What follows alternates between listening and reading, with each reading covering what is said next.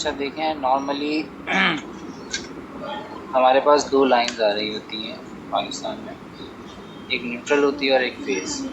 ठीक है, फेस हमारा ये जो लाइन मैंने डाली है इससे कनेक्टेड होगा। ये मैं आपको आगे से दिखा देता हूँ। ये जो चार हैं ये हैं बटन्स।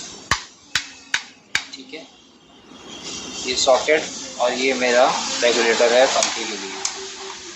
तो एक इसका बटन और ये चार बटन, इससे मैंने कनेक्ट कर दिया है फेस।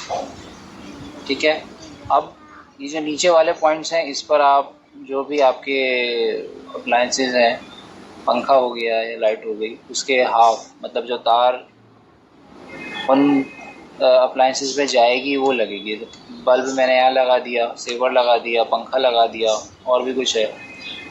ठीक है, अच्छा ठीक है। अच्छा, ये बटन और ये रेगुलेटर जो है ये है पंखे के लिए। तो क्योंकि मैं बटन के साथ रेगुलेटर यूज़ कर रहा हूँ इसलिए यहाँ फेज़ आ गया।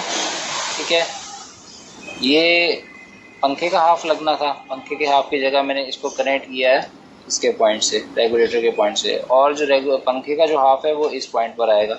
इस तरह मैं उसकी स्पीड कंट्रोल कर सकूँगा। ठीक है, अच्छा ये सॉकेट है, नॉर्मली स्विच वगैरह लगाने के लिए काम आती है, इसके साथ बटन अटैच किया है।